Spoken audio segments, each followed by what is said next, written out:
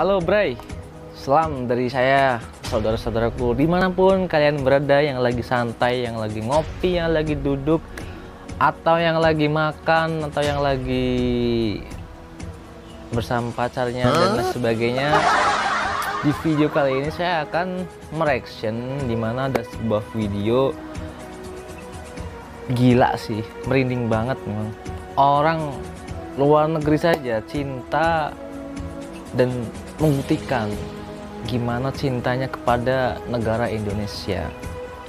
Nah, kita ini warga negara Indonesia harus lebih cinta lagi ya tentunya terhadap bangsa kita, karena bangsa kita ini adalah bangsa yang luar biasa ya. Banyak sekali cucuran-cucuran darah dari pahlawan-pahlawan yang telah mengorbankan nyawanya demi untuk kemerdekaan Indonesia. Itu tidak mudah, bro. Oleh karena itu kita sebagai generasi anak muda bangsa harus lebih semangat dan lebih menunjukkan eksistensinya, berkarir, berkarya, belajar, menggali potensi diri untuk menambah kualitas diri kita, menambah kompetensi kita, menjadi pribadi yang mempunyai akhlak sopan santun, tata krama seperti apa yang dicontohkan oleh pahlawan-pahlawan kita yang telah berjuang dan gugur di medan pertempuran ya guys ya. Gila, keren juga ya. Kira-kira begitu bro. Jadi jangan lama-lama, kita tonton saja ya.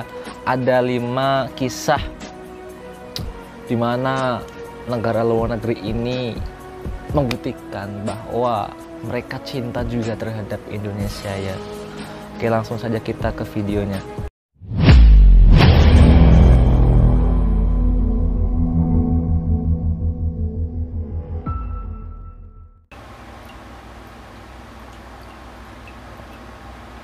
Nah, ini dia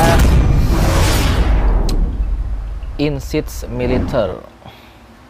Kamu perlu bangga tinggal di Indonesia, karena meski negara kita berada di ujung timur, siapa sangka beberapa negara di dunia ternyata mengenal baik negara kita.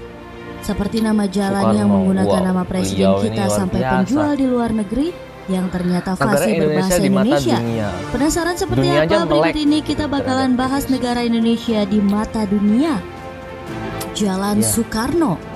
Di negara kita sudah wajar kalau nama jalan menggunakan nama-nama pahlawan. Tapi gimana kalau ada jalan di luar negeri yang memakai nama pahlawan kita? Percaya atau tidak, kalau kamu berkunjung ke Maroko, kamu bisa menemukan jalan dengan nama Soekarno. Tepatnya di kota Rabat, ibu kota Maroko, persisnya di sebelah kantor pos terbesar di Maroko. Nama Soekarno sendiri dijadikan sebagai nama jalan untuk menghormati atas jasanya membuat konferensi Asia Afrika pada tahun 1955 di Bandung, Jawa Barat. Jalan Soekarno ini diresmikan oleh Raja Muhammad V pada tahun 1960 yang dihadiri langsung oleh Presiden Soekarno. Bahkan jalan ini seringkali jadi salah satu destinasi warga Indonesia yang sedang berkunjung ke Maroko. Dan gak cuma di Maroko aja nih, terhitung ada 3 negara yang menggunakan nama Soekarno sebagai nama jalan seperti Mesir, bahkan Pakistan. Nah, kalau negara yang satu ini sudah tidak usah lagi ditanya kedekatannya dengan Indonesia. Palestina, bahkan baru-baru ini beredar sebuah video di mana warga Gaza diberi tantangan untuk membakar bendera Indonesia dengan imbalan uang sebesar 100 US dollar. Dan ternyata jawaban mereka sungguh bikin salut. Negara kita memang dikenal baik oleh warga Palestina karena banyak relawan Indonesia yang memberikan bantuan. Bahkan rumah sakit terbesar di Gaza merupakan rumah sakit Indonesia yang berasal dari donasi masyarakat. Buat kamu yang berkesempatan ke Tanah Suci dan mampir ke pasar untuk membeli oleh-oleh, jangan kaget ya. Kalau penjual di sini banyak yang fasih berbahasa Indonesia, bahkan bahasa Jawa loh. Kebanyakan pedagang-pedagang di sini merupakan warga negara lain seperti Bangladesh, Pakistan, bahkan Myanmar. Para penjual di sana banyak yang bisa berbahasa Indonesia karena memang jemaah haji asal negara kita merupakan jemaah haji terbesar. Ini 1 kilo, 20, 2 kilo, 3 yang ngopi silahkan ngopi. Tapi saya sarankan juga kalau ngopi lagi inspirasi atau ide-ide yang Anak Sudan bernyanyi. Sekali ini ada kisah dari para tentara Indonesia yang sedang bertugas di negara-negara benua Afrika. Salah satunya ada anak dari negara Kongo yang bisa bernyanyi Mars Garuda TNI. Prajurit Indonesia, kami siap membela negara, kami rela, kami bangga, amanah bangsa tugas utama. Kami siap, kami saja, kami yakin tuna pasarta kita. Prajurit Indonesia, tak cuma itu saja, salah satu anak dari negara Sudan ini sangat fasih berbahasa Indonesia, bahkan anak-anak ini sampai menangis. Para tentara Indonesia yang ditugaskan di sana kembali pulang.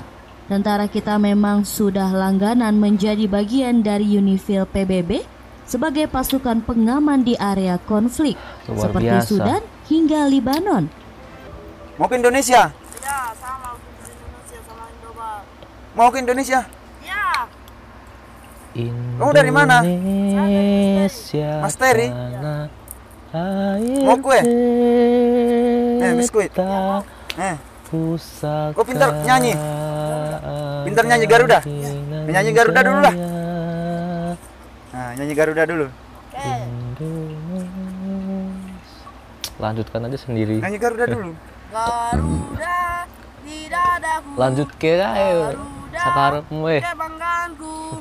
Suruh lanjutkan sama dia, bro. Hari ini pasti manat poin 1 Jos Kondol. Ainan Sulaiman. Nah. Namamu siapa? Sulaiman. Penjual sayur Korea. Tak cuma penjual Arab Saudi saja bisa berbahasa Indonesia, penjual di Korea Selatan pun gak kalah. Bahkan beberapa penjual sayur dan bahan pokok di sana bisa sangat lancar berbahasa Jawa. Penjual bernama Jenny ini mahir berbahasa Jawa lantaran banyaknya pekerja Indonesia yang sering berbelanja di sana, hingga akhirnya dia mahir dalam berbahasa Jawa. Luar biasa, kita harus bangga ya.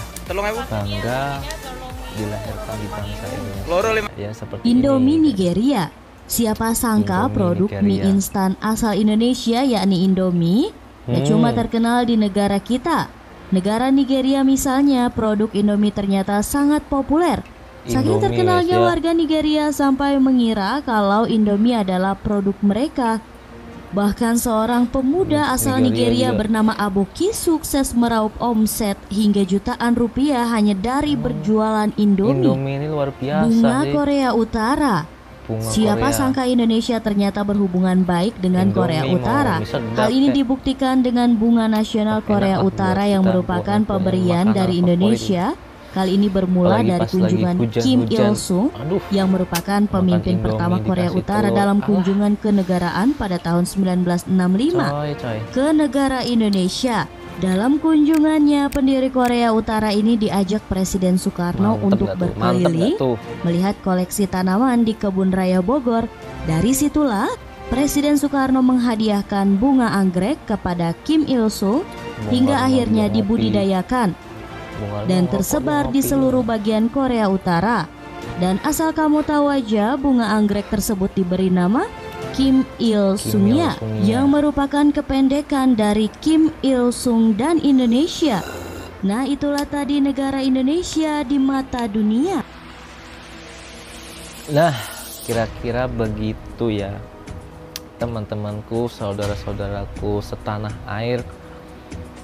Kita patut bangga dan tentunya harus merawat dan menjaga eksistensi bangsa kita, negara kita yang setelah beribu-ribu, beratus-ratus, puluhan tahun pahlawan memperjuangkan kemerdekaan kita dengan mengorbankan jiwanya, nyawanya, keluarganya, anak cucunya, sampai rela-rela berpanas-panasan, berperang di medan pertempuran dan lain sebagainya.